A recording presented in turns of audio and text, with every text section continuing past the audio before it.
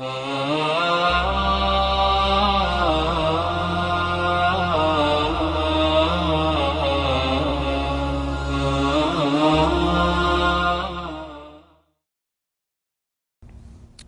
alaikum wa rahmatullah, Quran Weekly. This quick reminder is in regards to a popular question, what Islam has to say about converting others to Islam. I'd like to put this into perspective by reminding you that the Quranic term, the fundamental term that keeps coming up, even as a base core definition of the Quran, is the term dhikr, tadhkira, dhikra, a reminder. And Islamic theology essentially looks at the human being as a creation that was given the innate knowledge of the existence and the rights of his or her creator. So we were born with this innate knowledge. And over time we forget, we get indulged into things in life and we kind of forget the purpose for which we were created. And at the end of it all, messengers are sent to remind us what we have forgotten about our own selves. So in a sense, it's bringing us to what we are supposed to be, what we were supposed to have known all along. And so messengers, their fundamental role is to remind people. The messenger himself, sallallahu alaihi wasallam, the final messenger, Muhammad, when he was delivering his message, there were people that found his message appealing, that were immediately attracted to it and listened to it and were willing to sacrifice pretty much all of the norms of their life to now accept this message, because it wasn't an easy thing to do.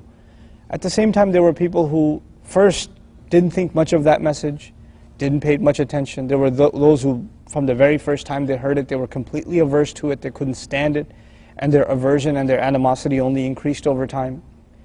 And as the messenger constantly tried to get the message out and remind people, he saw very few results over the course of several years. So what should have been a large following was still really minuscule compared to what the population of the city, of the town was, compared to what his actual audience was. So it started seeming like he's not getting anywhere. And at this occasion, Allah tells him a very important reminder. He tells him, فَذَكِّرْ إِنَّمَا أَنْتَ مُذَكِّرْ. It's a very powerful statement in the Quran. Remind. He didn't even say remind them, فَذَكِّرْهُمْ. Just remind. In other words, by not even mentioning them in the statement, he says then remind. You know what that does? It makes you unconcerned about what happens with them. That's not your job. Your job isn't to save anyone. They have responsibility for themselves. In another place, for example, before I finish this ayah, Allah says, وَقُلِ الْحَقُّ مِنْ رَبِّكُمْ فَمَنْ شَاءَ فَلْيُؤْمِنْ وَمَنْ شَاءَ فَلْيَكْفُرْ. Tell them the truth is from your master. Whoever wants, they can accept, they can believe. Whoever wants, they can disbelieve. It's your call. In the end, you have to make that decision. The job of a messenger is to remind, but since the messenger knows for a fact what is going to happen to these people if they don't take benefit of this reminder, what is ahead of them, he starts worrying about them. He starts becoming more and more desperate in trying to get, how can I convince you that what I'm trying to tell you is not for me, it's for you, it's for your good. And so obviously when people try to see someone trying to convince them constantly, over and over again, to try to sell them something, you know the first assumption a person has? The one trying to convince me of something has some ulterior motive, they have an agenda. It's something they want out of me. Why are they making this sale to me? Why are they making this pitch to me so badly? They're desperate to get, there's something behind it. This can't be about me, this has to be about them. So allegations came to messengers about them pursuing power, them wanting some kind of reward. And so messengers would constantly declare, throughout history, and Quran records similar quotes from different messengers. مَا أَسْأَلُكُمْ عَلَيْهِ أَجْرٌ. I'm not asking you for any compensation. I'm not asking you, for your wealth, for your money. I'm not asking for any of these things. So, in ajri illa ala Allah, my reward lies only with Allah. It's nowhere else. I'm not looking for any other compensation in any way, shape, or form. So now when the messengers did that, they're not asking for a compensation, they're just delivering this message, no strings attached, and the idea is it's something for you, not even for me. It's something that will sort your relationship out with the one who created you. And still they didn't see a response from so many people. They would start worrying to death. And one of the things that would happen is they would start thinking, some of them, including our messenger, maybe I'm not doing my part. Maybe I'm not doing enough. Maybe, something's missing in me because they keep pointing out flaws in me. Maybe I haven't done enough. And then Allah comes to the aid of His messengers. And He tells them, no, there's nothing wrong with you. إِنَّكَ لَعَلَى خُلُقٍ عَظِيمٍ. You're on an incredible character. You don't have to worry about anything. There's nothing wrong with you. someone who took this incredible reminder from an incredible character like you and they couldn't benefit from that, clearly the wrong is on their side. The wrong is on their side. So you don't have to worry yourself. And the messenger would worry himself so much that Allah mentions in Surah Al-Kahf, He says, فَلَعَلَّكَ بَاخِعٌ نَفْسَكَ عَلَىٰ أَثَارِهِمْ. Are you going to kill yourself with grief? Are you going to really, literally destroy yourself because of the consequences of their disbelief? إِلَّمْ يُؤْمِنُوا بِهَذَا الْحَدِيثِ أَسَفًا. If they don't believe in this speech out of grief for them, is that what you're going to do? So Allah basically tells them, don't worry about it. Here He says, فَذَكِّرْ. You just remind, tunnel vision. Your job is to remind, not to convert, not to see results, not to see people accept Islam and enter into the religion in folds. That's none of you. You have nothing to do with that stuff. In Ali Imran, the messenger got really upset at one point with the Quraysh. And the ayat came down, لَيْسَ عَلَيْكَ هُدَاهُمْ وَلَكِنَّ اللَّهَ يَهْدِي مَن يَشَاءُ. You're not responsible to guide them. Allah guides whoever He wants. These ayat came directly to the messenger ﷺ. It's not your job, literally, to convert them, to guide them. Allah guides whoever He wants. Your job to remind. لَسْتَ عَلَيْهِمْ بِمُسَيْطِرٍ in this ayah. He says, فَذَكِّرْ, just remind. إِنَّمَا أَنْتَ مُذَكِّرْ. You are nothing but a means to deliver a reminder over and over again. The word mudhakkir means someone who reminds continually. Just keep on reminding, keep on reminding, keep on reminding. That is your job as a messenger. Keep on reminding people what their purpose in life is. لَسْتَ عَلَيْهِمْ بِمُسَيْطِرٍ. You are not in any way, shape or form an authority, a controller over them. You're not there to watch over them. That's not your job. And that's the exact attitude Muslims take as an inspiration from the Messenger himself, sallallahu alaihi wasallam. That's the Muslim position on da'wah. When we give someone da'wah, our job is to do justice to what Allah commanded His Messenger to do, remind. Do justice to the act of reminding. Do your best to try to remind someone. That's it. What happens after that? You should be sincere, you should be worried, but know that you're not in authority to do anything. And if our reminders are sincere, who knows, maybe it takes a year or 10 years, but a person might come around just because our reminder was sincere. My teacher used to tell me, when you make da'wah or you give speeches or teach even a word to anybody, it's not your words that teach anyone.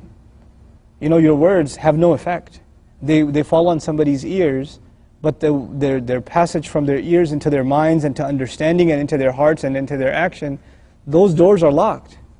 And the only one who can say kun and open those doors and have that one word effect is Allah. So it could be the case where someone's given a speech to 1,000 people, right? And there's a massive audience listening to this one person speak. And Allah decides this in that 2-hour speech or in that 10-year sermon by or decades of sermons, centuries of sermons by Nuh alayhi salam, there's going to be this one word he says that one day that's going to just make its way through into somebody's heart. That's by Allah's kun. That's it. That one day. That it happened. That's not you. That's not Nuh alayhi salam. That's not Rasulullah sallallahu alaihi wasallam. That's Allah opening a door. That's it. So Allah called, in a dua we say, Ya muqallib al-qulub, or the one who turns the hearts, as we say about Allah. So our job is not to convince. Debates are futile. Even, we've reduced Islam into debates, proving, Quran is the word of Allah, or proving that Islam is true, etc., and just knocking heads. A lot of times people that debate, they're really bad at sports. And so they find entertainment in debate. And we end up giving them exactly what they want, just to boost on their ego. They're not debating you because they're looking for purpose in life. They're just debating you because they get high off of it. That's a high for them, to make you feel stupid and to just constantly point at criticism after criticism. And you're juggling through going through all these different hoops to try to answer this and that and the other, And yet look at what the messenger is being told. Let them make their accusations. They didn't come with one accusation. They said he's insane. Okay. Nowadays Orientals will say he had schizophrenia. That's why the ayats are so sporadic. What's so different? It's the same thing. Then they said, he just wants leadership in our town. And now they said he had political motives. There's a PhD paper written about the political motives of Muhammad, right? So, how is it any different? It's the same thing. But through all of this, instead of busying himself convincing people, no, I'm not insane. No, I'm not after your money. No, this is not my agenda. That's not my agenda. You just keep on reminding. And actually, it's Allah who came to the aid of His Messenger. He told the Messenger himself, مَا أَنْتَ بِنِعْمَةِ رَبِّكَ بِمَجْنُونَ. You're not insane at all. It doesn't matter what the entire world says, I'm telling you, Allah is telling you, you're not insane, now you don't have to worry about what they say. And what's awesome is in the same surah where he began with مَا أَنْتَ بِنِعْمَةِ رَبِّكَ بِمَجْنُونَ, at the end of that surah he says وَيَقُولُونَ إِنَّهُ لَمَجْنُونَ. They say that for sure he's insane. By the time you get to the end of that surah, it's like the beginning. Allah already told them, you're not insane, don't worry about it. By the time you get to the end of that surah, those words don't even carry any weight anymore.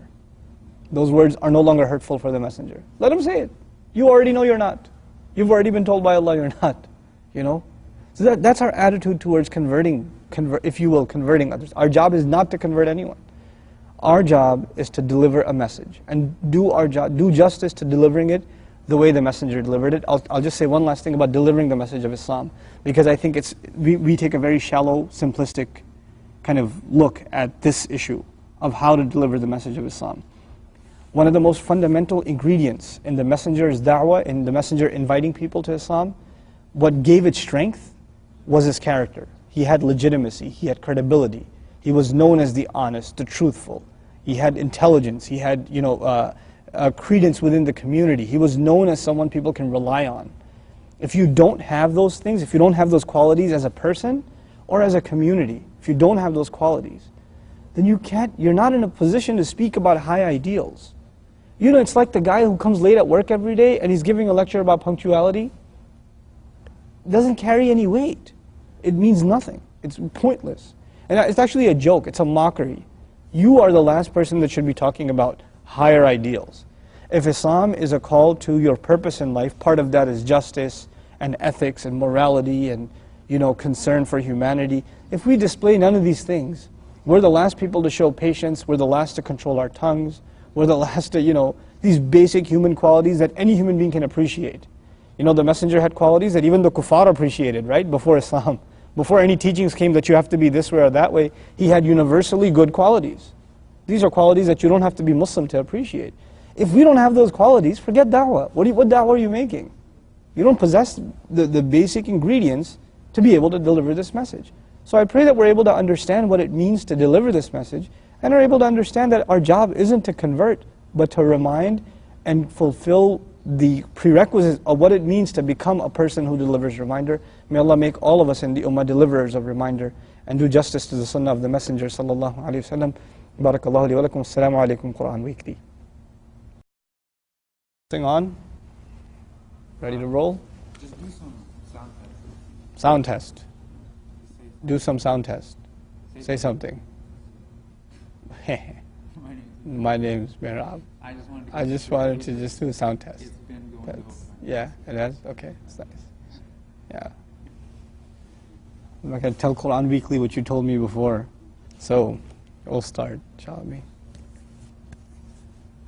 Get in the zone,